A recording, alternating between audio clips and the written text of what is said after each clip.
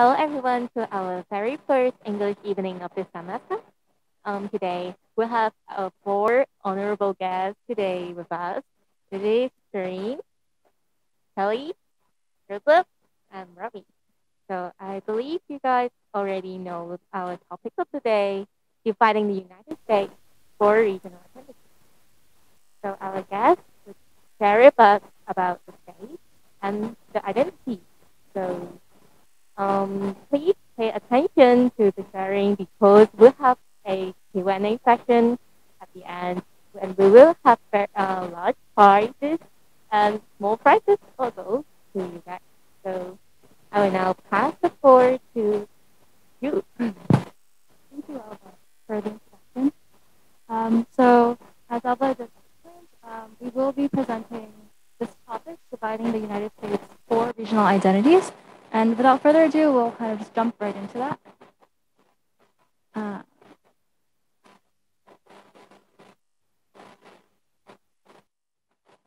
So as Alba mentioned, these are the four of us who will be presenting today. And we are actually going to be presenting kind of a very generalized division of the United States. And what I mean by that is the United States is not only divided up into these four regions that we will be talking about today, but actually, there's a lot of diversity. This is just a very general overview of the different regions of the United States. So just something to keep in mind. Sharyn will be in charge of the West. Robbie will be in charge of the Midwest. I will be in charge of the Northeast. And then Joseph will be in charge of the South. So we'll head right into the first one, the Northeast, which I actually come from. And so it's my pleasure to talk about the Northeast and to share about the Northeast with you all. So first off, you may have heard, from the media, TV shows, movies, the news and things like that about some stereotypes about the Northeast. So here I just have a poster about the top 10 stereotypes of the Northeast. So first, it's very cold, it's small, the people are rich and very liberal, politically speaking, and also perhaps in terms of their personalities. But there's a lot of lobster. The lifestyle is very expensive, but the people may be rude and snobby, or maybe even boring, and that there are some accents from the Northeast. So we'll tackle each of these a little bit with the time that I have, and then hopefully you'll be able to see whether or not these stereotypes are actually true, or at least where they stem from. So the Northeast, actually, if we go back to kind of these division of the United States, if you can see, it's actually the smallest region that we'll be talking about today, so keep that in mind. And these are some of the states that make up the Northeast. And actually, the Northeast is quite a populous region. It has a lot of people in it. There are around almost 56 million people, according to an estimate from 2019. So it may have actually reached 56 million people by now. And curiously, it's actually the most densely populated region of the United States, which means that despite it being kind of physically the smallest region of the United States, there are actually a lot of people that live here. It's very densely populated. So there are very many people who live in the Northeast per square mile. And you may recognize some of these very populated cities. So in the order of the most populated cities in the Northeast, there's New York City, which you, I hope, have heard of. Philadelphia, maybe you haven't heard of, but that's located in the state of Pennsylvania. Washington, D.C., which is actually not on this map, but some people consider it to be part of the Northeast. Some people don't consider it to be part of the Northeast. There's a little bit of flexibility in the division of what you might consider the Northeast. But if you count that, it's the third most populated city in the Northeast. And then finally, there's also Boston. Again, very populated city. It's the fourth most populated city in the Northeast. So you may have heard of New York City and Boston, and maybe the other two as well. And in terms of the demographics, the Northeast is, in terms of the majority, it's mostly white and very affluent, but there's also, that's kind of in the suburbs and the rural areas, whereas in the urban areas, so more in the cities, there's a much more diverse population in terms of the race, in terms of socioeconomic class, religion, and things like that. So actually, the Northeast is a liberal or at least left-leaning region, generally speaking. So if you translate that into perhaps the 2020 presidential election, people in the Northeast were more likely to vote for Joe Biden as opposed to voting for Donald Trump. So that's, again, to give you some background information to set the stage for talking about more of the culture and the identity of the Northeast. So one of the most important aspects of the Northeast is that it has a very long history. So it was one of the first places to be colonized by European settlers, I believe beginning in 1620 in Plymouth County, which is now in Massachusetts, by the British. So it was one of the first places that has a very long history. And because of that, it actually hosts a very large collection of different architectural styles that are quite old, and also there's a lot of diversity in those kinds of styles, especially compared to other parts of the country. So for example, here on the upper right, there are federal stone row houses in Boston, Massachusetts. These houses are characterized by their kind of a lot of glass windows with shutters on the side. So if you see these, this black part around each of the windows. Also, because it's in Boston, they tended to use a lot of red brick. So if you visit Boston and also some other parts of the Northeast, you'll see a lot of these kinds of buildings with red brick being used.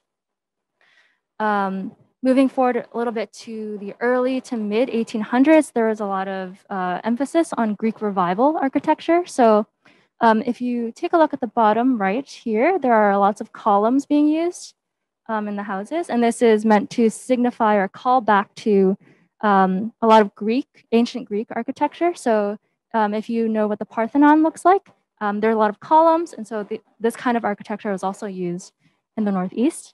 And then finally, there's Victorian architecture, mostly from the late 1800s, which is kind of showing off a lot of different styles, a lot of things just kind of jumbled all together. And so that's very characteristic of Victorian architecture. And as you can see, these are all quite different looking. So you'll see a lot of different styles of architecture in the Northeast because of a very long history.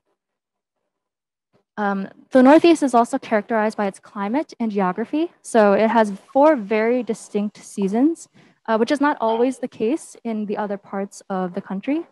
And most notably in the Northeast, there's a very, very cold winter, very wintry winter, a very snowy winter.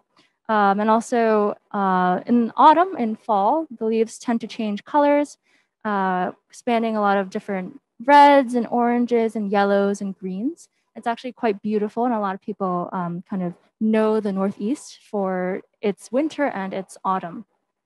And then in terms of the geography, because the Northeastern states are located primarily along the east coast of the United States, there are many forests, mountains, beaches, lighthouses, a lot of natural landscapes.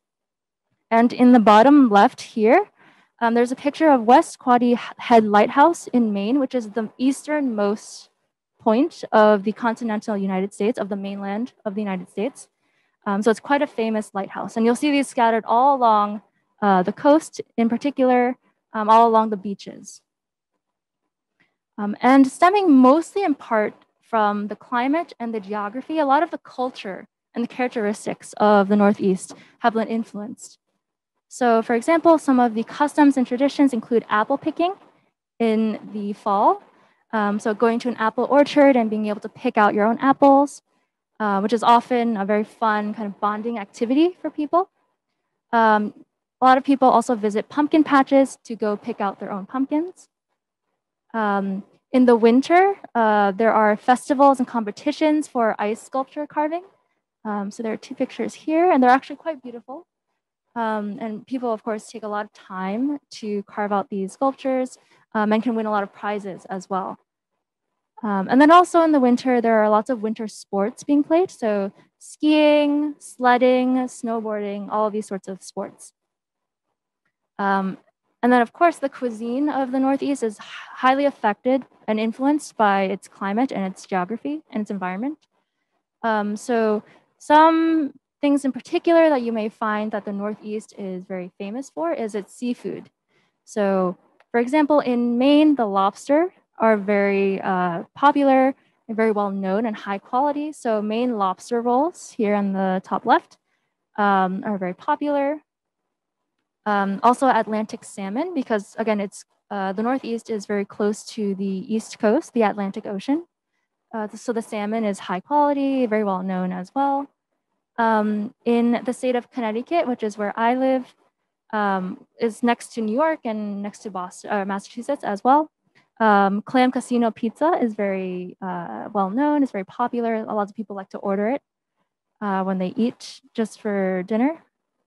And then there's also New England clam chowder, which is basically a soup-like dish. It has clam, onion, bacon, potatoes, and also some sort of cream or milk or otherwise some sort of dairy. And that kind of differentiates other kinds of chowders, maybe from other parts of the country, from New England clam chowder. And I have a second page of the cuisine of the foods because it's food. So there are also particular foods that are known from different areas in the Northeast. So from Philadelphia, there's Philly cheesesteak, pictured here on the left. From New York, there are New York style bagels, which are generally actually like bigger and fatter than other kinds of bagels. Also from New York is New York style pizza, which if you can tell is actually, they usually have very large and wide slices of pizza, lots of cheese, and other kinds of toppings if you wish. And then a special shout out to actually New Haven, which is close to New York, about 2 hours away, which has its own style of pizza called a pizza. And it has thinner crust, actually more well-cooked crust, sometimes even charred a bit, and less cheese. And so these are some of the foods that the Northeast is known for. And then finally, to wrap up, I decided, well, you know, if anyone is willing to kind of be brave and try to imitate some of the accents that are from the Northeast, I encourage you to do so. So I have two videos here, one of the New York accent and one of the Boston accent. So let's see if we can play them.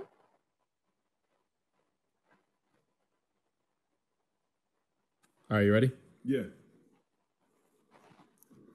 Water. Dog. Coffee. Forget about it. Perfect, perfect. What's that? Calamari, like the squid. You mean calamari? Yes. All right. Talking without hands. What do you mean? Talking without hands, like talk without your hands. So my son. Okay. So I'm not quite sure if you're able to hear, but what the man in this video was trying to do was actually just kind of say the words that his son was making him read, because he has quite a strong New York accent. And it was just very, I guess, amusing or entertaining to hear his accent. So one characteristic of the New York accent is that the vowels are quite rounded.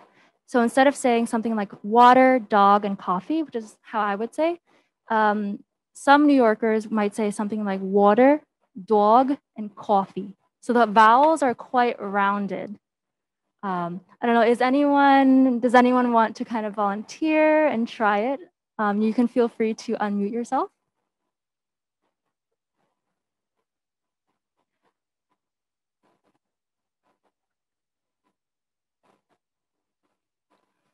Okay, if not, I'll repeat it again. So the vowels, again, are very rounded. So instead of water, it's water. Instead of dog, it's dog. And instead of coffee, it's coffee. So very rounded vowels.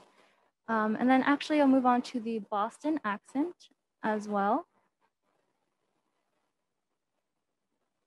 Grammarly does more than catch errors. With Grammarly, you can find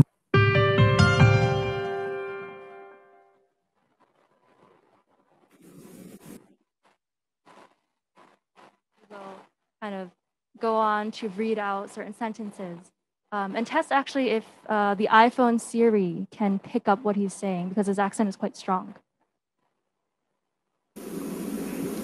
I'm Billy Baker from Boston.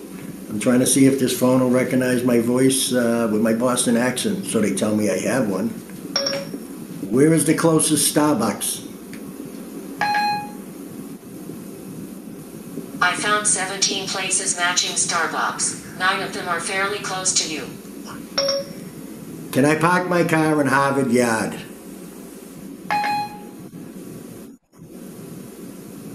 I'm not aware of any appointments about haven't yet. Can you tell me what? Well, again, if you were able to catch what the man was saying, because he does have quite a strong Bostonian accent. But the first sentence he said, if I were to read it in my own normal accent, where is the closest Starbucks? In the Bostonian accent, the rhotic R, so the R in Starbucks here would actually be dropped. So it would make more, instead of an R sound, it would be more of an A sound. So if I were to try to say it in a Bostonian accent, it would be, where is the closest Starbucks? Instead of Starbucks, Starbucks.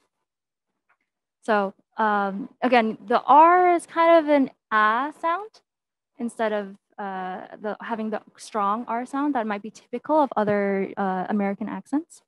And then the second sentence that the man says, if I were to say it again normally, can I park my car in Harvard Yard? So there are quite a lot of R's here. So park, car, Harvard Yard. Again, if I were to try the Bostonian accent, can I park my car in Harvard Yard? Something like that. So that is just kind of a very stereotypical New York and also Bostonian accent. Again, not everyone really speaks like this, on the daily, every day, kind of day-to-day basis. But there are a lot of people who still do speak with these kinds of accents. And so I thought it'd be interesting to kind of show them and try to emulate them for you. So moving on to the Midwest.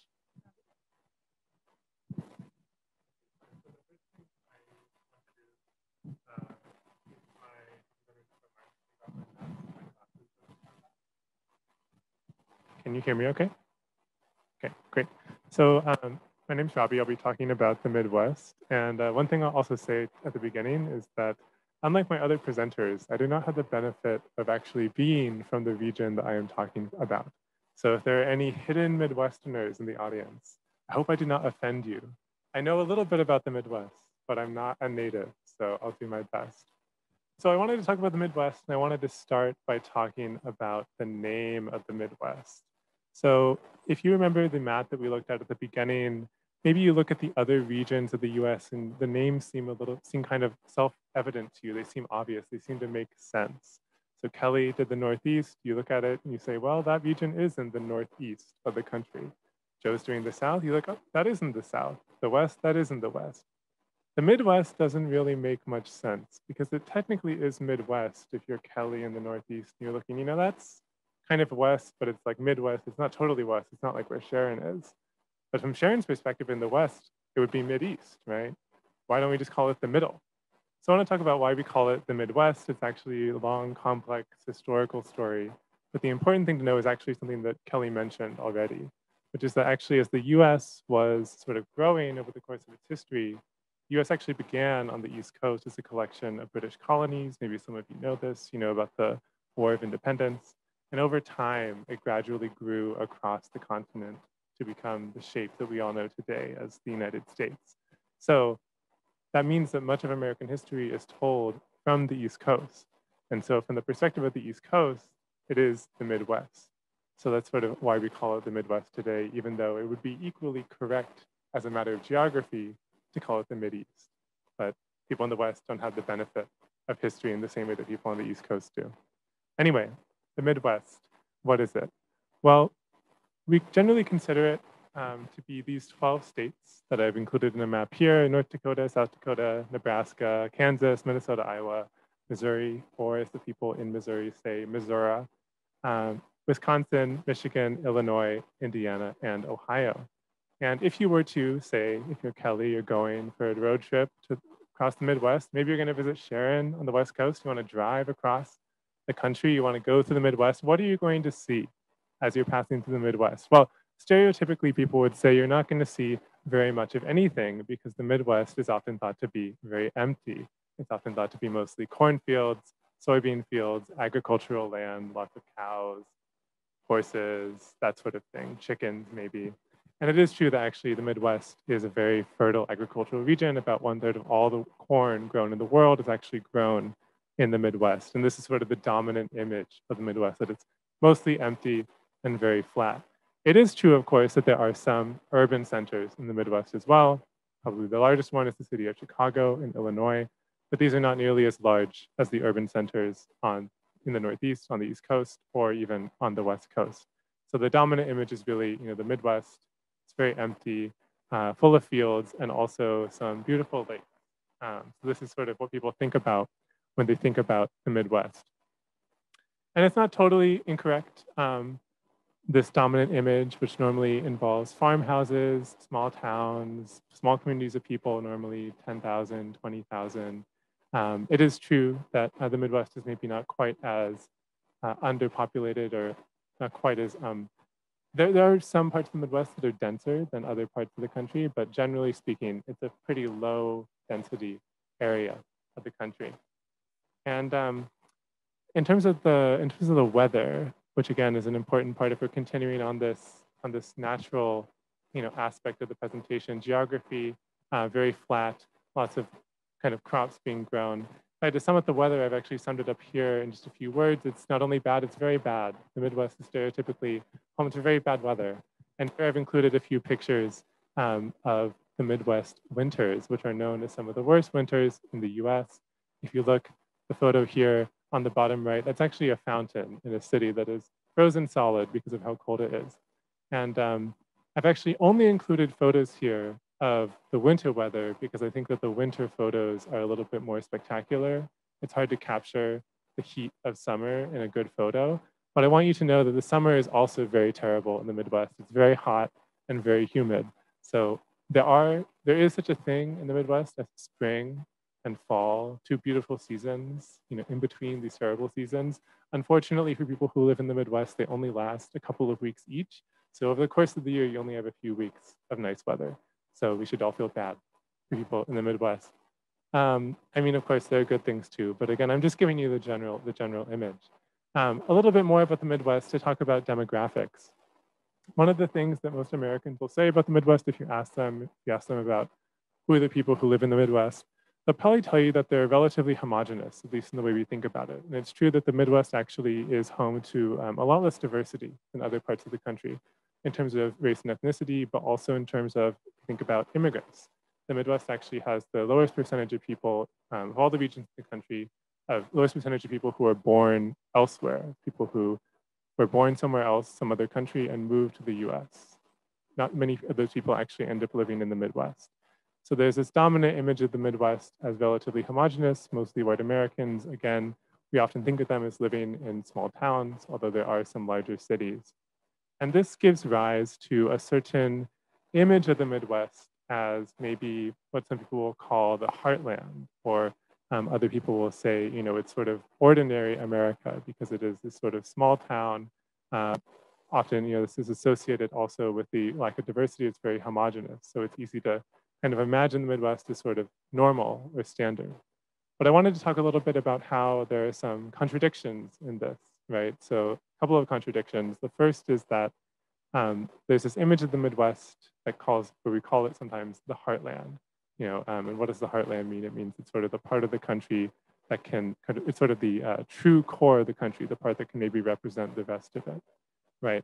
At the same time, we had this image of the Midwest, which is somewhat derogatory or negative, which what some people call the Midwest is flyover country.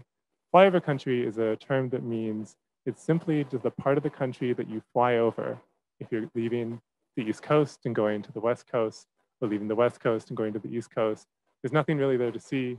You just see it from the window of the plane as you're flying over. Because if you were to be on the ground, all you would see is the corn, right? So there is some contradiction here. Midwest is either sort of the heart of the country and very important for that reason, or it is totally unimportant and totally empty. There's also a contradiction within the idea of the Heartland itself. Again, I mentioned the Midwest being sort of thought of as average American and this being related to its relative relatively homogeneous population. And while it is true, as I showed you in the graphics, that there is less diversity in the Midwest than other parts of the country, there's not no diversity. There are many pockets of the Midwest that have a lot of diversity that don't really fit this white heartland image. So in many of the cities in the Midwest, there are very large and thriving African-American communities, including the cities of Chicago, Detroit, Cincinnati, Cleveland.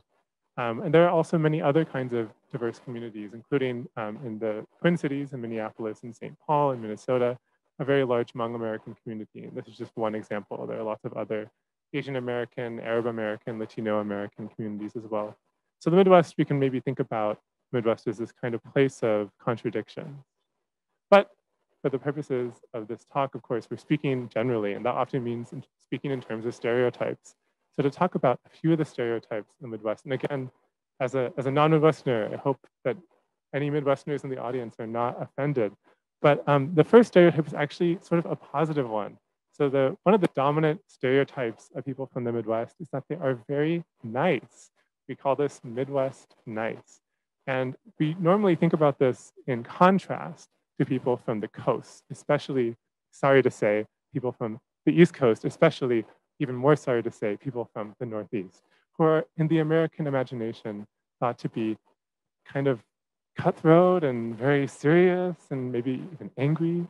The Midwest, by contrast, people are often thought of as being very nice, very kind of not chill like the West Coast, but just, they're very pleasant people. And I have a brief video to show sort of an example what I mean by this Midwest nice. Oh. 我哋見到張廢片嘅兩邊肺咧都有好多陰影，好大機會都係有腫瘤喺度。Oh, Tom, how are you? Yeah, no, I just had a couple hours between taking Bill to the airport and helping Frank move, so I figured, I was already cutting my lawn, why not just cut your lawn too? Hey there. Hello. Howdy. Hey, Jane. How we doing today, Jim? Excuse me, miss? Yeah, sorry, would you mind if it's not too big of an ask? Could you just, you're stepping on my foot? Kind of hurts a little. Thank you. Thank you. And sorry again to ask. If I was wearing shoes, it'd be no big deal, but I'm wearing sandals, so. The old four-wheel. About Midwest nice. You saw that man. Oh, sorry. You saw that man who was too polite to even. Sorry. Having some technical difficulties. The man was too polite to even tell the person to stop stepping on his foot, right? So that's one stereotype with the Midwest. Another stereotype to talk about with the Midwest regards the food preferences of the people who live there, which are best described as interesting. Most people do not consider the Midwest home to a very robust culinary culture. Much Midwestern food is, I think it's fair to say, relatively bland, not too many spices, some condiments, but not really a wide diversity of food. So I found an interesting meme showing Midwesterners' idea of fine dining. There's lots of fried food in the Midwest. Some condiments are very popular, like ranch dressing, also ketchup. But yeah, not too many spices. And there are also some very interesting dishes that are sort of emblematic in certain ways of the Midwest. Here are two of them. The first on the top is ambrosia salad, which is a kind of fruit salad made with different kinds of fruit, normally oranges and cherries, and also some weird ingredients like marshmallows. And then the bottom is a casserole, which is a kind of, sometimes it's a pasta dish, sometimes it's made with rice. It's sort of a very hearty dish of starches and normally some proteins. So another stereotype, not very good food. The final stereotype we want to talk about is that the Midwest, again, thought to be very empty, lots of fields, lots of farms. And there's this idea that Midwesterners are all living on farms. They're living sort of a farm life, a slow life. Here's a photo of actually from a Midwest high school. It was drive your tractor to school day, which is sort of, I think, how many Americans think of people in the Midwest. We also associate them with cows and yeah, not having too much to do because, again, not very many big cities in the Midwest. So that's the final stereotype. I'll stop picking on them. But the last thing I want to talk about, sort of following up Kelly's point, is the accents of the Midwest. So like the Northeast and like most parts of the country, there isn't really one defined accent to the Midwest, but there are several regional accents, and I've decided to highlight two here. The first is what we would sort of called the Great Lakes accent, often also called the Chicago accent. And I'll play a brief clip of some people using the Chicago accent. So you can see definitely not the way that I sound, probably not the way that most people you know sound. That was a little bit exaggerated because it was Saturday Night Live, but I'll give you a few kind of vocabulary examples after I show the other clip I wanted to show, which is from a different Midwestern accent, what we call the Upper Midwest accent. Also, linguists will call it the North Central accent.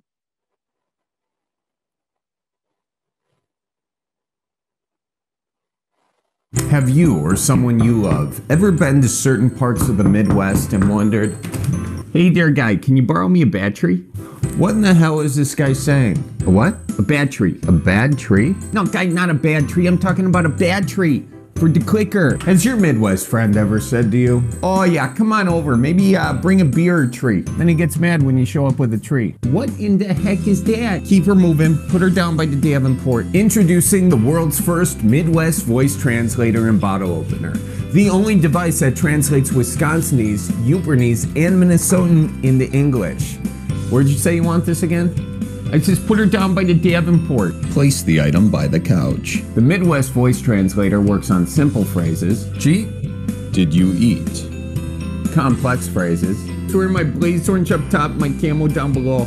I am wearing my church clothes. Compound sentences. Guy says to me, you want a Bud Light? It says, I might as well swig from the bubbler. You know, it's a horse apiece. A man asked me if I wanted a Bud Light. I told him I might as well drink from the water fountain. It's the same thing. And even profanity. Okay, so you can tell they also have some interesting choices of vocabulary. And I've highlighted a few here if you would like to practice. I am not going to give you a performance in the way that Kelly did because again, I don't have the practice of a native speaker. But I encourage you all to practice on your own so that you can blend in if you ever find yourself in the Great Lakes region or in the Upper Midwest. I think that's all I have to say. And then I will hand it over to Sharyn to talk about the next region, the West.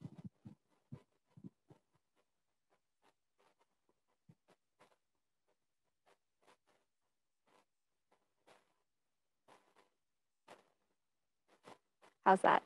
Testing? Great, thank you. So hi everyone, I'm Sharyn. I'm here to tell you about the Western region of the US. So before I start talking about what the West looks like today, I actually wanted to tell you a little bit about this time that we call the Old West, also known as the Wild West. So this is really kind of, this painting actually is really all about the myths that were told essentially in the 1800s, so a few centuries ago. It's, you know, visions of cowboys versus American Indians, outlaws versus lawmen. So it's definitely an interesting, very colorful, a little bit violent picture that's being painted here by both pulp novels and Hollywood movies at the time. So at the time, there was this genre of movies called Westerns, and cowboys and American Indians were the stars of these Westerns, you could say. And they featured a lot of things like people robbing banks and gunfights, things that you can kind of see in this photo. And it really painted a picture of what America in the West might have been like. Of course, this is a picture. It's not necessarily reality. Reality is always more complicated than what we see depicted in the media. It was definitely, at the time, more than just good guys versus bad guys. And really, the people who stood to lose the most at this time in the area were the American Indians, also known as the indigenous peoples. Oftentimes, they were forced to give up their land, and they needed to find ways to survive against the harsh treatment that they were dealt out. So that's, you know, kind of an intro to the Old West and the Wild West, but what about the West of today? Definitely different. For one thing, the borders are different. The area that is the Western US today is a little bit smaller than this imagined large expanse of territory that was deemed the Wild West. based on this painting and other depictions in these Hollywood Westerns, you also wouldn't know that the West is actually a very, very geographically diverse region. You have everything from the tallest mountains to the lowest deserts. There's also very large diversity in terms of different populations. So the West is actually home to a large number of immigrant groups, including Chinese, Mexican Americans, but actually also people who had migrated over, I should say, from the Northeast and the Midwest. Oftentimes, these groups of people were attracted by cheap land, growing economic opportunities, and actually even the rumor that there was gold in the West. There was something called the California Gold Rush, and it got a lot of people excited to come over to the West and see if they can find this gold and make a life for themselves. A lot of people did not find this gold. There wasn't enough to go around for everyone, but a lot of people, because of this, did end up staying in the West and contribute to its culture. So let's move on to the next slide. So this is the area that we call the West in modern day. So a bunch of states, a few that you probably have heard about is like California, Alaska, which is like Canada's tail, Hawaii, which is not really connected to the large region that we call like the continental US, Nevada, California, I mentioned that, Arizona, Utah, Colorado, New Mexico, Idaho, Oregon, Washington. So among these states, you can actually divide it further. So over here on the left, you can say this is the Pacific Division or the Pacific States. Colloquially, we'll just call it the West Coast. The regions over here are the mountain states. And Alaska and Hawaii are typically included amongst with the West Coast states. Yeah, I'm bringing up this division now because when I start talking about stereotypes, the stereotypes that I'll be mentioning are more for the West Coast rather than just like all of the West. Yeah, so I mentioned geographical diversity, or lots of different types of natural landscapes. So this is going to be a nature tour, essentially, for all of you. We have mountains. So one of the most famous mountain ranges in the West is called the Sierra Nevada. And the Sierra Nevada is located along the eastern edge of California. And there's a lot of mountains. Actually, the Sierra Nevada mountain range, because as you can see, there's many peaks and many mountains, has the mountain that is the tallest peak in at least in continental US. It's 4,421 meters tall. And to give you kind of a reference, the tallest peak in Hong Kong, which is Daimosan, is only 957 meters. So really tall. I would never try to climb it. I'm not really a hiker, as my friends know. I'll go on like flat hikes. Yeah, so the actual tallest mountain is located in Alaska. And I don't remember I think it was like 6,000 something meters, so like even taller. Okay, so the West also has a lot of desert land. So at the top, this is the Sonoran Desert. And down here, these are photos of the Mojave Desert. There's actually a very famous desert valley in California called Death Valley. And it's called that because it's actually around 87 meters below sea level, so extremely low elevation. And its weather is just wild because it is so hot during the days and then just so cold at night. Perhaps people have died there, I think. Yes, my colleagues are nodding. Death Valley, everybody. All right, so the West also has volcanoes. So I believe the latest figure was there's around 169 active volcanoes in the US, and most of them are actually located in Alaska. And then the rest are kind of scattered throughout the West and in Hawaii. So when I say active, I mean volcanoes that are kind of like rumbling beneath the surface and could possibly explode as time goes on.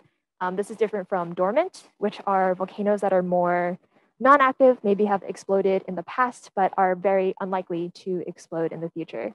So this is like a dormant volcano. Now it just looks like a mountain. It's actually part of the Cascade Mountain Ranges. And then these photos here are volcanoes that are very active, currently exploding lava and forming new land masses possibly, because as the lava cools down, it just turns into rock. Okay, so this is kind of like the darling of the West, the national parks. There's 41 national parks in the western region of the US. These are essentially just very large swaths of land that the government has decreed should be preserved. So it's land that has been set aside so that the animals and the native plants in the area can be preserved. So these are all photos actually from Yellowstone National Park. Yellowstone National Park was the first national park that was established in the US. And a lot of people say it was actually the first national park established anywhere in the whole world. Perhaps that's probably true, but I don't know. The US is very, very particular about saying that we are the first to do things. But yeah, the cool thing about Yellowstone National Park is it has a lot of very interesting, we call it like geothermal features. So this is a geyser. It's called Old Faithful. I honestly am not quite sure how geysers work. I believe it's just water shooting up from the ground. Here's some happy buffalo. Here's a nice waterfall. So like you can see, like even within one national park, there's a lot of different sites, and there are different areas that have different animals and host different different natural scenes. So again, 41 national parks in the West, and this one is Yellowstone. Let's talk about earthquakes. So, you know, different regions have their share of different natural disasters. In the West, earthquakes are the most common form of natural disaster. It's more common in the West region compared to the other ones, and that is because the West is sitting at the edge. It's close to the western boundary of something called the North American Plate. So essentially, there's a lot of rock in the land beneath us, and sometimes this rock hits other plates or other large pieces of rock. And this can cause parts of the rock that we are on to tremble or to even break. So this large amount of trembling or shaking can, in this case, cause cracks in, for example, the concrete on the roads to form. You can see this guy, he's just trying to look into the crack and see if he can take a peek into the center of the earth or something, see if there's anything on the other side. Yeah. So this here is another incredible natural feature of the West, the valleys, specifically Silicon Valley. I'm totally joking. This is not natural landscape. Nature did not create this. So Silicon Valley is something that's located in the San Francisco Bay Area. It's essentially, they label themselves as a global hub for high technology and innovation, and it's home to tech companies like Google, Apple, Facebook, Uber. Yeah, and it looks like that. A lot of computer science graduates love to flock over here and get hired by big companies. All right, so let's talk about some iconic foods of the West. So we have tacos. I mentioned really way back when that there is a large Mexican-American population in the West, and of course they brought their food. There's tacos, there's things like quesadillas and enchiladas. I decided to focus on tacos because I feel like it's pretty iconic. Traditionally, you'll see it's made with tortillas made using corn flour. So there's variation throughout the US. Some places like to use tortillas made out of white flour. But yeah, I don't know. I do have a few Hispanic friends, and they insist that corn flour is the way to go. And I'm with them on this. It's usually a lot of flavor in tacos. The meat can be pork, chicken, or beef. But I've also seen like fish tacos and shrimp tacos. Of course, there's some like lime to drizzle on top. Jalapeno peppers, onions, cilantro. It's like simple but delicious. The chili cheeseburger just looks so American, you know. It's like essentially a juicy burger with some chili con carne on top, and that's chili with beef. It's seasoned with a lot of different things, lots of cheese. It's a burger. Yeah. Spam musubi. So this is actually a like Japanese American food from Hawaii. It's made using spam, an iconic piece of lunch meat, on top of some rice and wrapped with some seaweed. There's also poke, also from Hawaii, but all over California, actually. I've seen this in Hong Kong as well. Just some, you know, marinated fish, rice, seaweed, and your choice of vegetable toppings. Sourdough bread, something that you'll find if you go to California, especially. The San Francisco area is really known for its sourdough bread. Rocky Mountain oysters. So I've never had this before. So this is, I believe, native to Utah, but I could be wrong. And this is essentially deep fried bull testicles. These testicles have been pounded, floured, fried, seasoned, and here they are. So let's talk about West Coast stereotypes. So this is more for the West Coast because I wasn't actually able to find too many stereotypes talking about the West in general as a region. But the West Coast, you know, it's close to the Pacific Ocean. There's a lot of beach, and that comes with its stereotypes. People think that West Coasters are super chill all the time. So when I say chill, I mean easygoing and relaxed. So not like really doing much with their lives. There's no hustle. I don't think this is true. It's a stereotype. People say everyone here surfs, loves the beach. I am from California and I have no idea how to surf. So I would love to learn, maybe in the future. So the stereotype, everyone has a tan because it's always sunny. I will say, at least the area I'm from in California is always sunny. And when I'm home, I do get a tan. But there is variation in weather across the West Coast and even just within California. So it's not always sunny everywhere. So this is a very California-specific stereotype that everyone is super into health and fitness.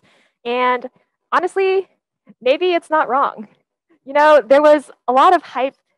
I'm thinking of different fads throughout the years. At some point, people were really into avocados. At another point, people were really into like CBD oil. You know, there's just always something new that people want to try. There's a stereotype that everyone in the West Coast, also possibly specific to California, wants to make it in showbiz. This can be because of Hollywood, which is in the West Coast. This could also be in LA, which is known to be a place where actors tend to move to in order to try to make it in their careers. Also YouTubers, interestingly enough. Always the YouTubers. Weather's always sunny. Again, I said that's not necessarily true. And the one accent that I have to show you, this is, perhaps you've heard of it. It's called the Valley Girl accent. If you've seen the movie called Clueless, this was an accent that appeared very often.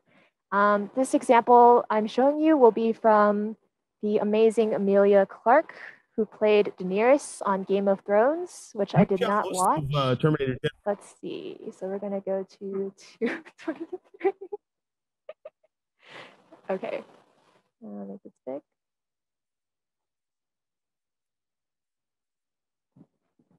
Because I'm always interested, because I don't think we even have, I guess in certain regions we have accents, but yeah. But we do, obviously. Well, it was late, so my American accent, like you heard on Terminator, kind of changed a little bit into Callie from the Valley. She's like this whole like situation. That was amazing. Wow, that's actually very good. Thank you. Yeah, we had like a really good time.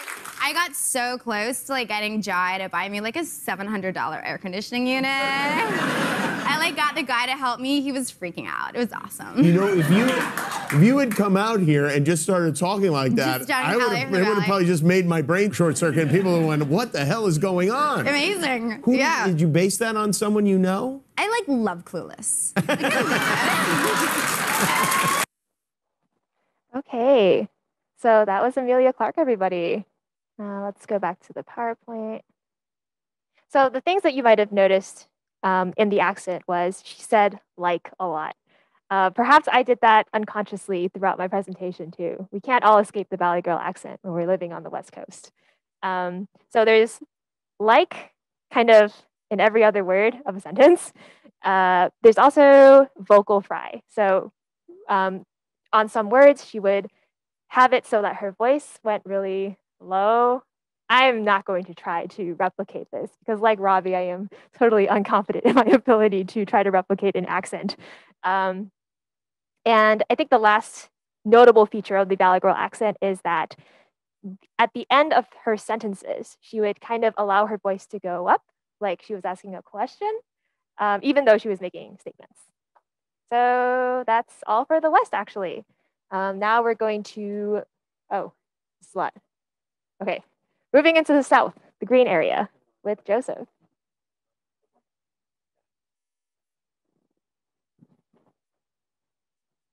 Okay, well, thank you to New Asia College for having us and putting this on, and thank you to my friends here. I've learned a lot. I didn't know that the U.S. had so many volcanoes. Yeah, I guess another thing to worry about. But giving you an overview of the South is sort of a tall task, and as other people have said, it's difficult to draw generalizations about any region because there's so many differences and complexities within regions, and the South is no different. But one generalization I can make is that food is very important to the South. What we eat, who we eat it with, where it comes from, how we eat it.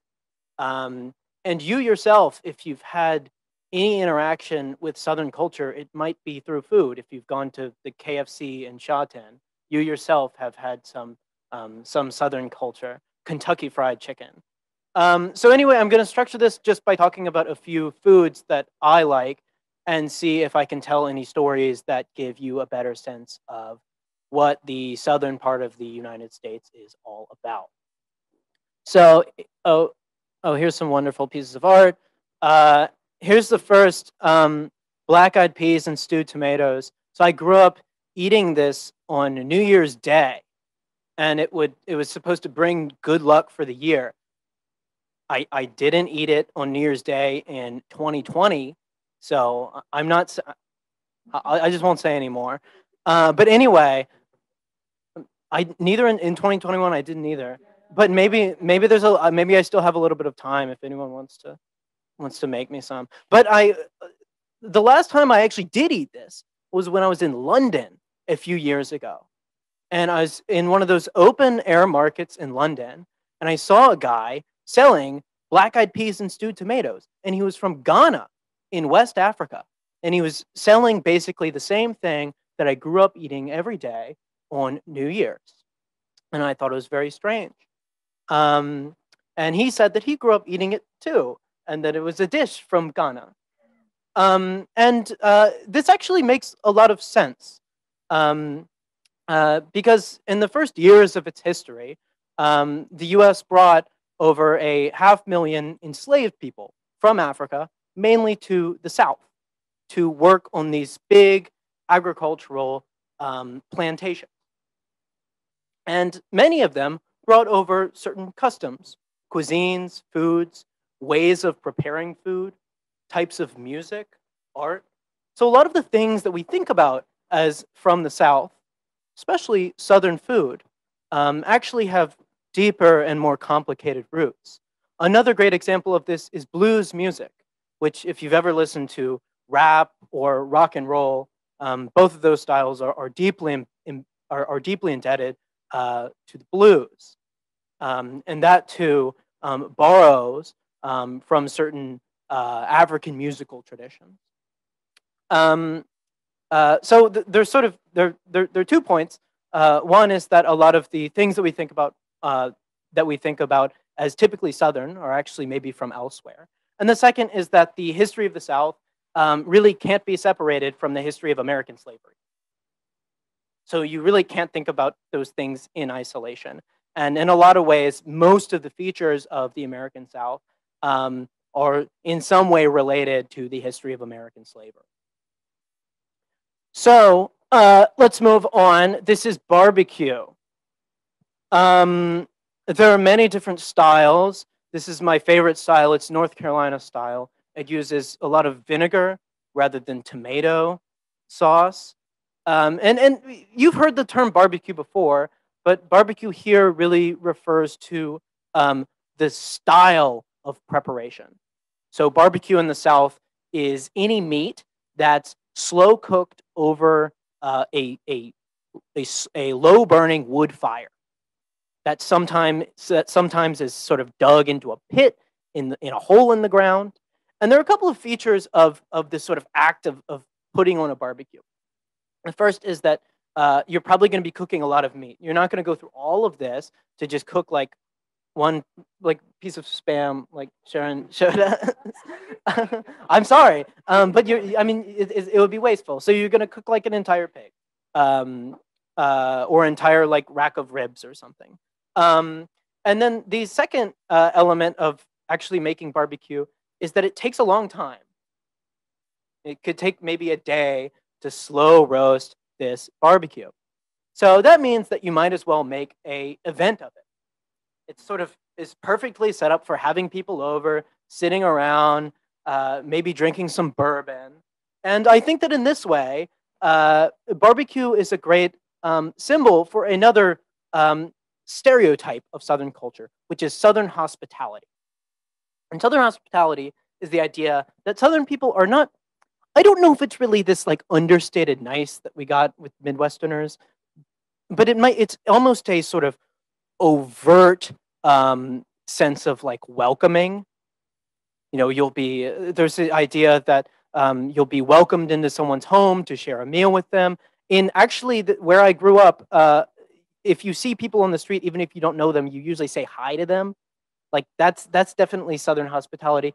And it's to some extent it can be a myth, but when I moved to the Northeast for college, for university, I totally noticed that there seemed to be a certain chilliness to people. And people have been, like, historians have tried to figure out like why this is. And there are actually I think some sort of interesting explanations.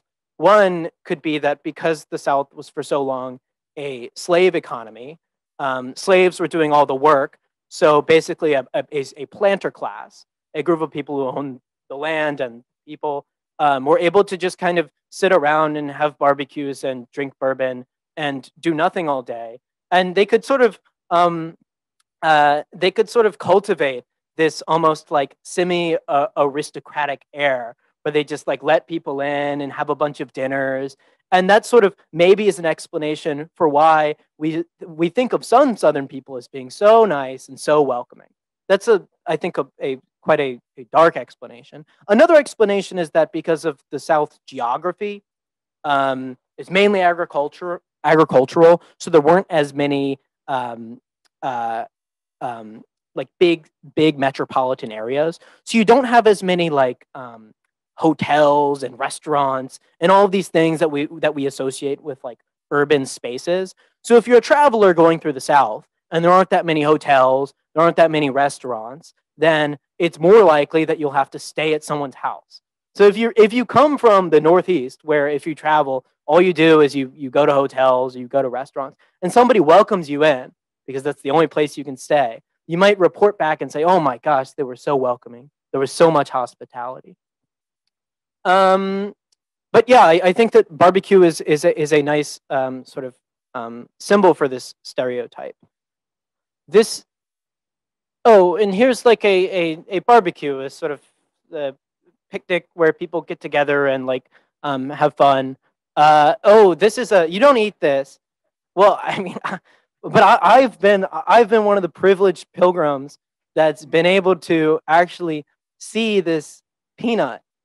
It's in Georgia.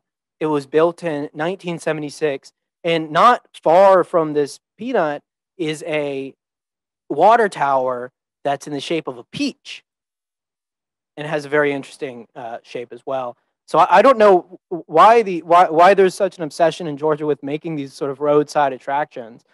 But anyway, this was built in 1976 for a presidential candidate's campaign, Jimmy Carter. And Jimmy Carter is kind of interesting because he was a peanut farmer, or at least it was a really big part of his story that he was a peanut farmer, okay? And you can tell that was a really big part of his presidential campaign. He also didn't go to college. He didn't graduate from college. So these are two things that you would maybe think would actually hurt a presidential candidate, you know? They didn't go to college, like they're a farmer. Maybe we would want someone who's more, you know, cosmopolitan or something like that. But for Jimmy Carter, this really, really helped him. And you see they even built these peanut statues to be like, our presidential candidate is a peanut farmer. And in the past, like 50 years, one of the big phenomena in American politics is that the South has become much more powerful. And this is for a variety of reasons, one of which is that more people now live in the South, and because the US is a representational democracy, the South has more power. But also there's been a sort of realignment of some of the parties, so people in the South have more power. At one point in 1996, I think it was like our president, our vice president, our speaker of the House, and I think our majority whip, so 4 like of the most powerful people in American government were all from the South. And this means a couple of things. One of the things it means is that certain Southern values that normally maybe would have been sort of confined to the South have sort of gotten more traction. And in particular, like Southern conservative values related to maybe race, firearms, gender. These have almost become, the scholars have called this the Dixification of America, or the Southernization of America, where because the South has gotten more power, politicians want to appeal to people in the South more. So they start to appeal to certain values that people in the South hold. So yeah, the South has become much more important and represented in American politics for good or for bad. And the last thing is that if the South and certain sort of Southern political values have been sort of commoditized by politicians, the South has also been just sort of branded, which I think is kind of interesting. And we see this in our like fast food, Popeye's Louisiana Kitchen, Kentucky Fried Chicken. And there are also other companies like Walmart, which is from the Ozarks, and Chick-fil-A, which sort of take advantage of certain stereotypes or ideas about the South in their branding and in their operations. And I guess the last thing is accent. So the best way to think about the Southern accent is there are 2 sort of types. There's the drawl and there's the twang. A drawl is R's generally aren't pronounced, so an R becomes an ah. I's turn into ahs, and vowels are usually just long.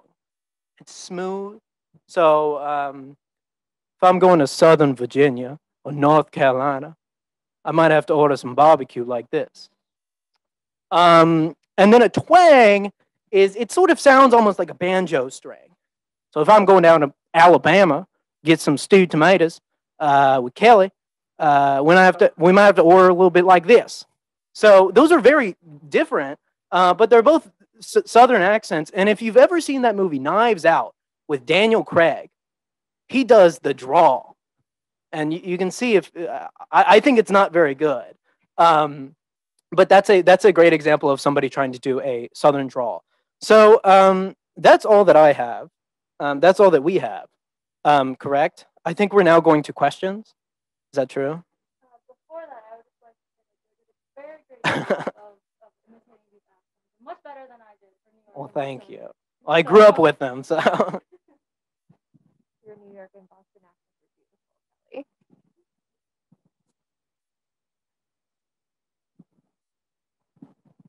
Kelly. So thank you for four of you who give us a wonderful sharing, and I believe that you guys behind the camera should have much more understanding to the space. And we will now move on to the Q&A section, and I know that you have prepared some questions for us.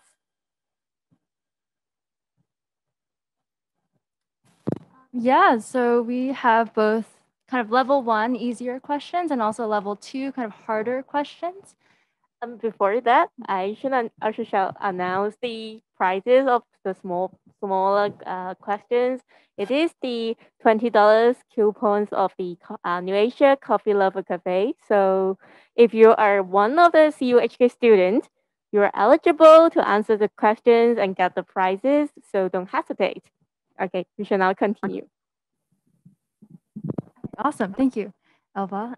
So the first question actually, to open up the discussion, is a level 1 question, one of the easier questions, but it's why is the architecture so varied in the Northeast compared to in other parts of the United States? And please feel free to either type into the chat directly or also to unmute yourself and speak and to answer the question.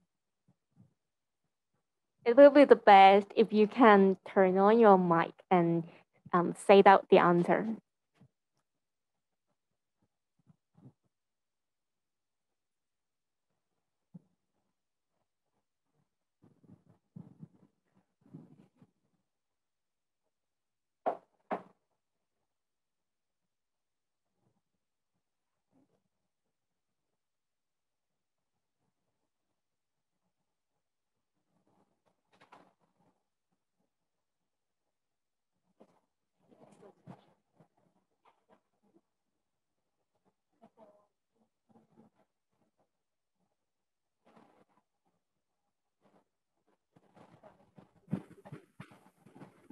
So any student who like to answer the questions can turn on your mic. Anyone know the answer? Yeah. Okay, awesome. So Justine. Yeah, so Justine answers a long history. So thank you, Justine, for your answer. That is correct. So why is the architecture so varied in the Northeast? Well, actually, there's a very long history in the Northeast, particularly. As both Robbie and I mentioned, the Northeast was the first, one of the first places to be colonized by the British. So because there's such a long history, there's also many different kinds of styles of architecture and things like that, and a lot of variation as well. So yes, thank you, Justine. Justine, I just want to let you know, I'm so proud of you. She was one of my students in a past class. And she's not my student, so thank you, Justine. I don't know you, Justine, but I'm proud of you as well. The second level 1 question is from me. It is, why is the Midwest called the Midwest? It's not a trick question. You're most welcome to turn on your mic, because it is the best if you can turn on your mic.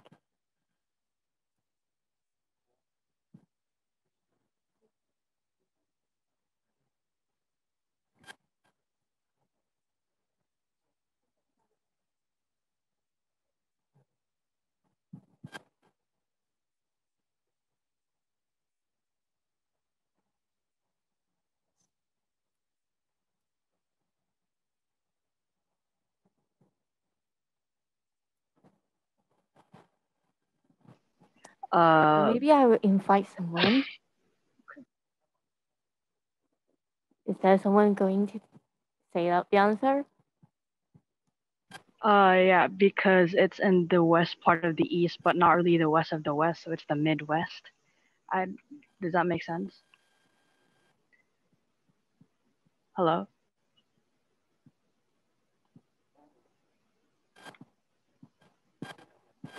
Can you please speak again? Hello, can you hear me? Yes. Awesome, cool. So Midwest, the west, it's in the west of the east, but not really the west part, like the west coast, so it's the Midwest. That's what I remember Robbie saying, so I'm not sure. Yes, that's correct. It's because of the way in which the history of the U.S. is told. So the Midwest is the Midwest because it's relative to the East Coast. So great. That's a great answer. We're very proud of you, Dan. You really are. She's also one of our Thank you. I appreciate it a lot. Thank you very much.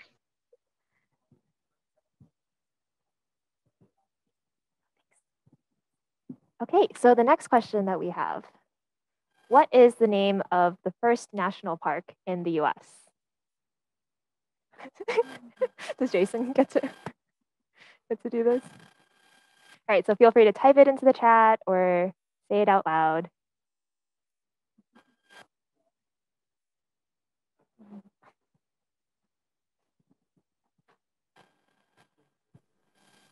Can you hear me? Ooh, someone is speaking. Okay. I think it's the Yellowstone National Park. That is correct. Incredible. Yes, Yellowstone.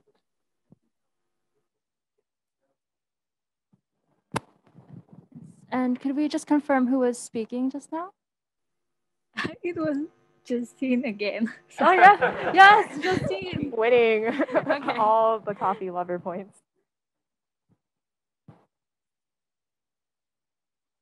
Awesome. So now we are going to move on to the level 2 question. So for this level, we have a bigger prize, and it is the $50 coupon from the Pack and Shop. So don't hesitate. Yeah. Yeah, awesome. So the first question for the level 2 questions is maybe a bit of a tall order, but I trust that you guys can do it. Name 5 foods that are characteristic of the Northeast. So 5 different foods that are from the Northeast.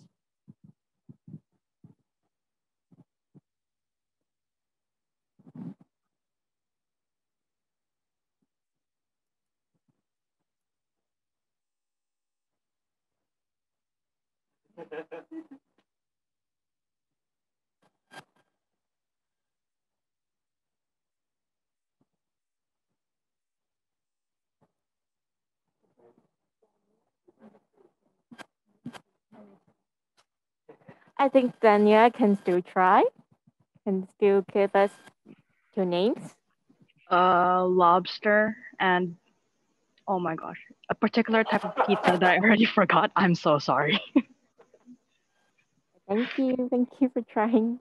No, that's good. And also I see Justine and Dan they'll both answer lobster, which is, yes, that's a good one. Lobster is one of the stereotypes of the Northeast. New York style pizza. Yeah. I think we can still give a small prize to Daniel. Yep, sure. Yeah, so there are lobster rolls, clam chowder, New York style pizza, New York bagels, Philly cheesesteak, Atlantic salmon, lots of things like that, mostly related to seafood. Yeah. Awesome.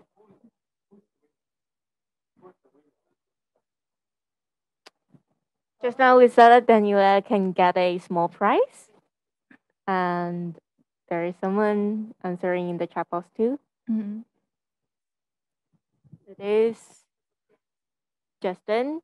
So I think Justin can save the prize for the next question because she already got 2, as I remember. So thank you, Justin.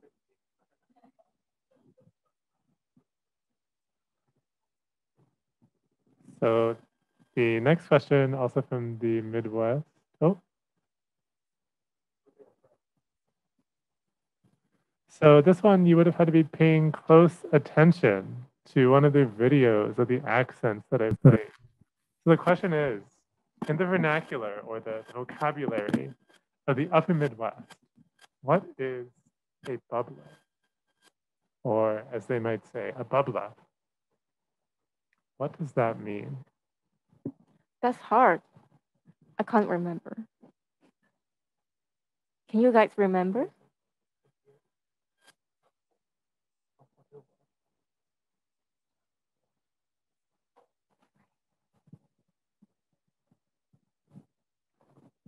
I'll give you a minute to think about it. If no one can get it, I'll give you a sample sentence, and that might help you.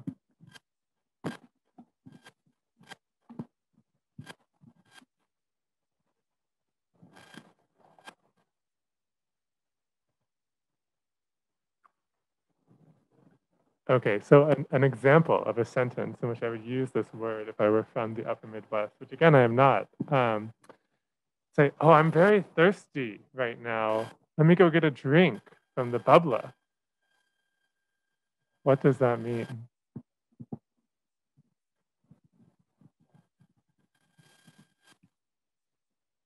I think you can give it a try. Is it a place? I wouldn't call it a place. Okay. It's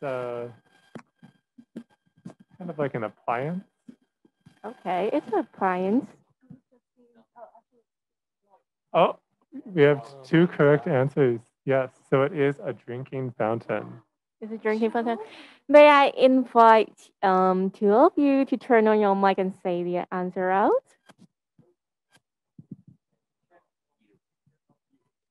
Maybe Chang, you? Yeah, it's a drinking fountain. Yay, that's the answer. Joby, that was so good. You did it. Yeah. Okay, so the third and last question. Oops, didn't need to do that to the chat. Let's see. We have the last chance of getting the $50 coupon. So the question is, why does Western America have more earthquakes compared to the rest of the US?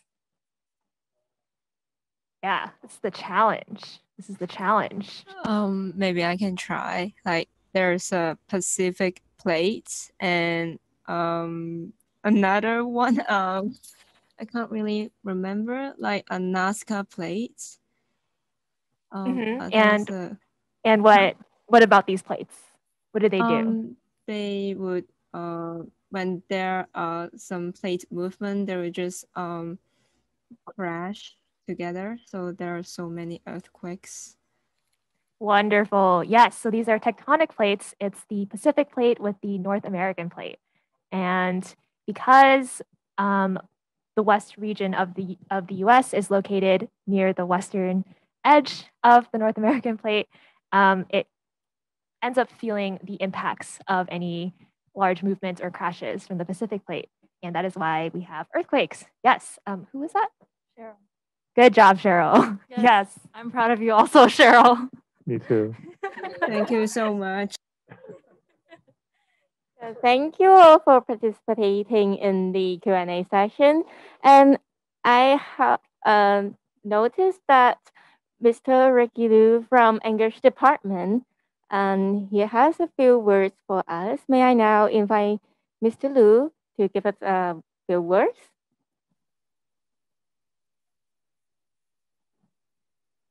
Hi, can you guys see me, hear me? Hello? Hello, can you guys hear me? Yes. Yes? Yeah? Okay, great. Yes. Okay, sorry. Yeah. I just want to say thank you all for, giving out this talk to all of the students at New Asia on behalf of New Asia College and the Language and Culture Committee. And also on behalf as a fellow American, I think you guys did a pretty good job at, explaining our culture to our students. and letting them know a little bit more about the different and varied cultures within America, so that we're not just one big kind of monolithic culture. So thank you guys very much for sharing that with the students. And especially for those of you that are actually not from that region and you're trying to kind of tell us about those regions, I think you guys did a very good job in explaining that to our students. So thank you guys very, very much for this talk. I think the students really enjoyed it as well. So Vicky, you don't happen to be from the Midwest, do you? I am not. Okay, good. No. Didn't want to offend in case you were a Midwesterner. No. I don't think it was offensive anyway, your talk. I think it was very good. But yeah, thank you guys very much for that. Thank you. So thank you, Mr. Liu. So last but not least, we will have one more section before we end. This is your feedback. So please feel free to fill in the feedback form, and your advice is really useful for us to improve our events in the future days. So please take time to finish the feedback form here. And before you leave, I would also like to promote our video competition that we are holding now, and we are open for application in these days.